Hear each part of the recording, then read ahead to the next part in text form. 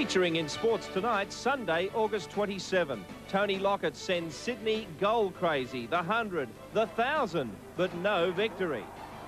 Barbar's bye-bye to Belmore, a record league finish for Terry Lamb. Steve Elkington's disappointment and disqualification from the World Series. And Jimmy Connors, he used to rule Flushing Meadow, now he can only watch.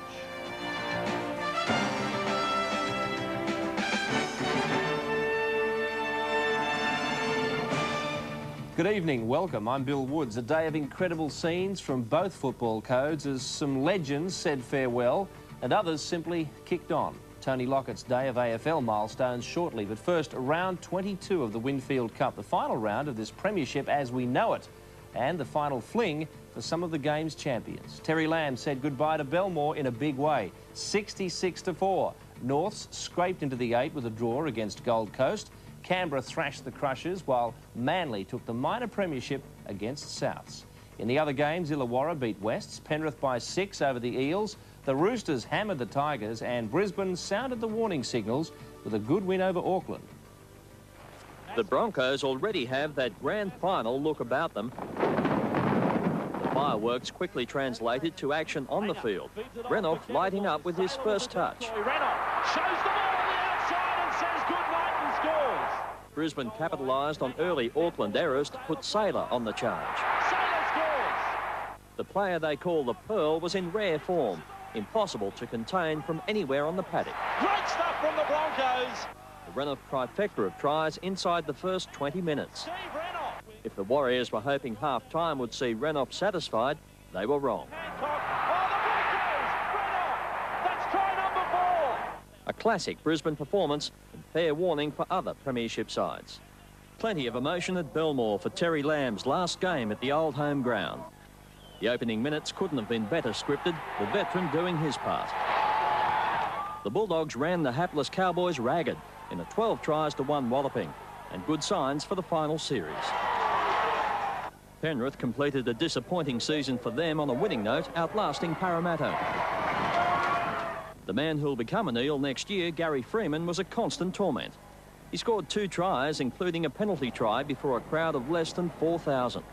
Meantime, Sydney City are lamenting what could have been, despite a thumping win over Sydney Tigers 44-6. Following North's draw with Gold Coast, the Roosters miss out on 8th place because of a worse for and against record. That was despite running in 7 tries against the Tigers. It was a big day for Manly, the Sea Eagles picking up the minor premiership, and Steve Menzies becoming the first forward in 50 years to top the try scorers list. It's been a fruitful link all season between Cliff Lyons and Steve Menzies.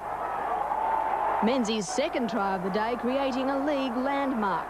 The Sea Eagles running in 6 tries for a 28-point win. They'll play Cronulla in next Sunday's semi. North Sydney couldn't afford a loss against the Gold Coast, but their first half performance was anything but desperate. Tony Durham going for the line. How close is he? The Coast looked set for an upset win when Danny Peacock went over. The Bears leaving their run until 3 minutes from full time. Josh Stewart's try salvaging a draw and giving the Bears the last spot in the top 8. Semi-final spots weren't at stake in Canberra, but the Raiders still showed little mercy against South Queensland. The Green Machine at its devastating best in an 11-try romp. The Raiders' 58-4 demolition job sounding an ominous warning to the other premiership contenders. Steelers centre Paul McGregor set off an avalanche of points against Western Suburbs.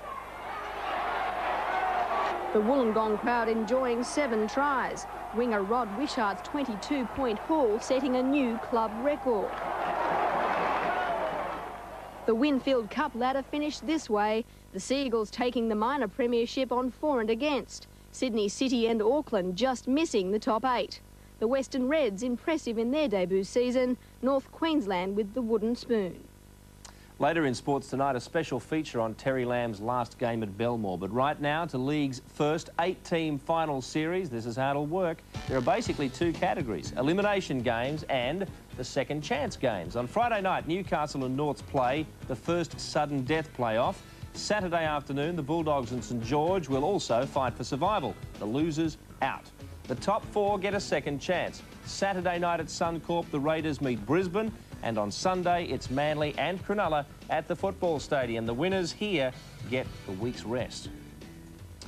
Rugby union is now officially professional. The International Rugby Board tonight lifted all restrictions on players being paid at all levels of the game. The news has been accepted well by Wallaby coach Bob Dwyer, who says more demands can now be made of the players.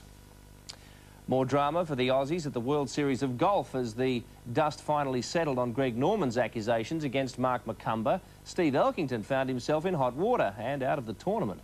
The USPGA champ was disqualified for signing an incorrect scorecard. Elkington took 5 strokes on the 9th hole at the Firestone course, but inadvertently wrote down a 4. Fiji's Vijay Singh holds a 2-stroke lead going into the final round. In Europe, Australia's Paul Maloney, 1 shot off the lead going into the last round of the German Open. The Victorian hit a 3rd round 68 to trail Scotland's Sam Torrance. Stay with us for the complete AFL report after the break. The Eagles match against Carlton and Plugger's Paradise. Hundreds and thousands for Tony Lockett at the SCG.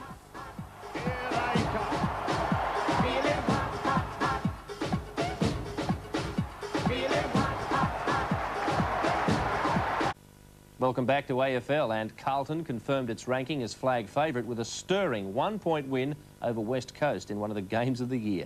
The Blues registered their 5th straight victory, ending the Eagles' hopes of a top 4 finish and, more importantly, a home final in the first week. In the eyes of many, today's clash was the grand final preview, and a packed house at Subiaco saw a wonderful opening, both sides throwing caution to the winds. The Julio left on a stretcher in only his 2nd game this year, as the home side got off to a promising start. Goal! First goal of the match. The pressure remained enormous, Guy McKenna feeling the full force of a Spalding shirt front, and he too had to be carried from the field. It was 6 goals to 4 in the first quarter, the Eagles looking the better side, but the Blues hanging in. This could bounce through for Carlton's 2nd bounce through, it has. And thanks to Koutafidis, the visitors got off to a great start in the 2nd term, turning a 10-point deficit into a 2-goal lead before West Coast finished the quarter full of running to lead by 6 points after a torrid opening half of football. Is Turnbull and puts the Eagles in front. The goals dried up in the 3rd quarter, but the game was no less entertaining. Camporelli levelled the scores before Matera decided it was time for one of the dashes that are his signature. The Eagles were in front, the fans on their feet. Will it bounce through?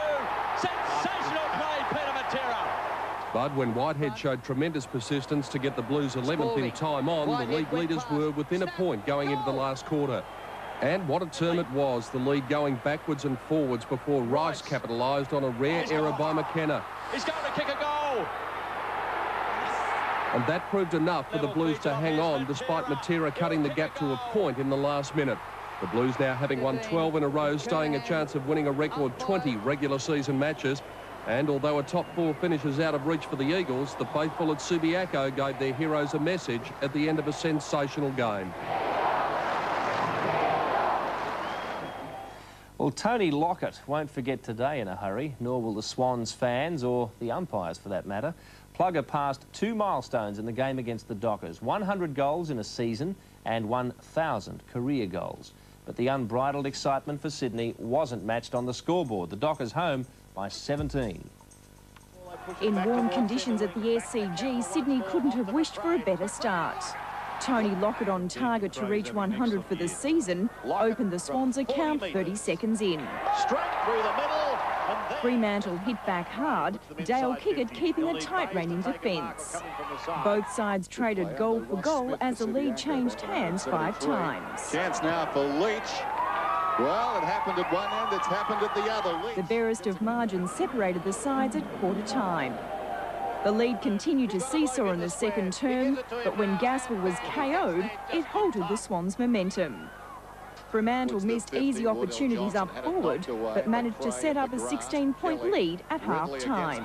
Brilliantly done, runs inside the 50, nobody at home, that's a goal. 2 early goals in the 3rd term saw the Swans peg the margin back to just 5 points. Kelly burst through the midfield, setting Lockett up for number 100.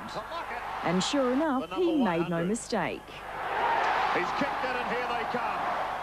Fremantle planted the accelerator in the final term, Peter Mann finishing with 5 for the game. Mann flicks it round his body. Oh, that's going to be very close. Despite the result, Sydney was far from disgraced. A career best for Lockett, finally notching his 1,000. Here they come again.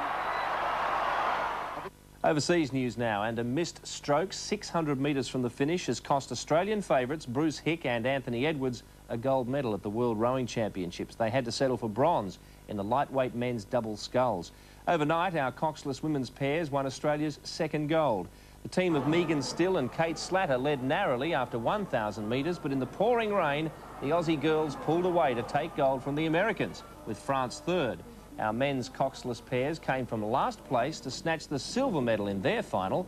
No joy, though, for the awesome foursome. They finished out of a place.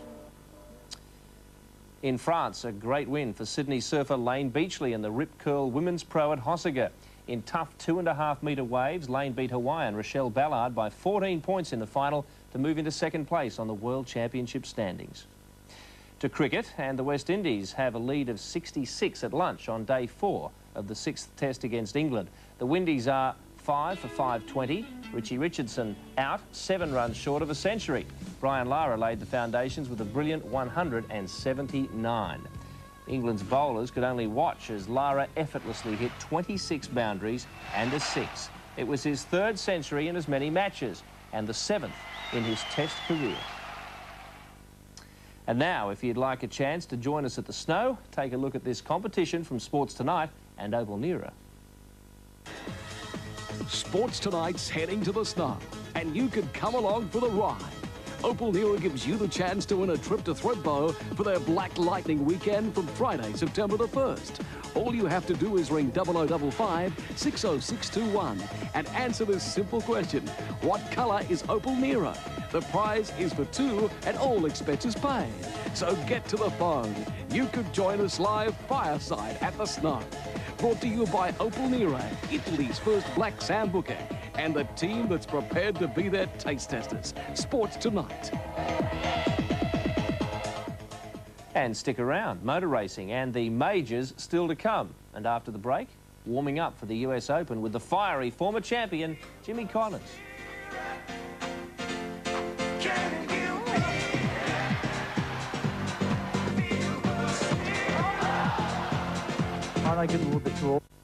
You're watching Sports Tonight and motor racing. After 409 laps at Eastern Creek today, there is still no official winner of the 12-hour production car race. The Mazda RX-7 of Dick Johnson and John Bowe was first over the line tonight.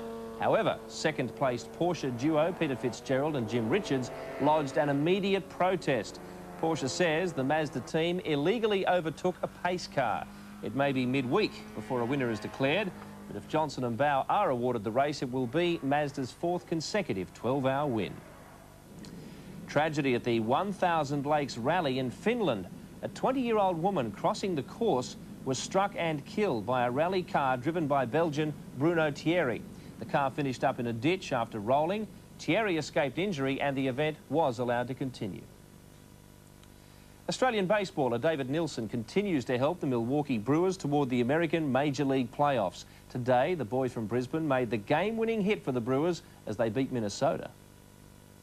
The Brewers have been hot of late, but nowhere near as warm as Minnesota's Pat Mears when he took this catch at shortstop.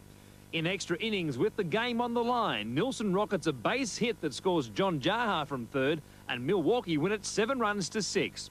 To the American League standings, and Boston has cleared out in front of everybody in the East. In the Central Division, Cleveland still lead, but Milwaukee is a definite wild card chance, while California is 7.5 games in front of Texas in the Western Division. In Pittsburgh, Jeff King got the Pirates off to a blazing start against Cincinnati with a solo home run that put the home team ahead. But Reggie Sanders hit a blast for the Reds that was bigger and better. Cincinnati take this one 7-6.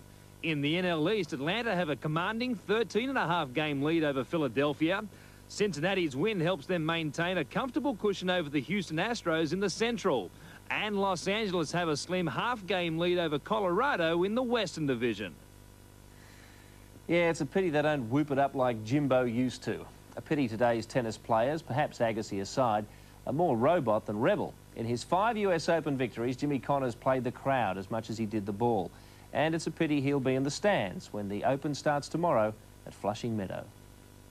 Nostalgia works this way. A glimpse sparks a memory.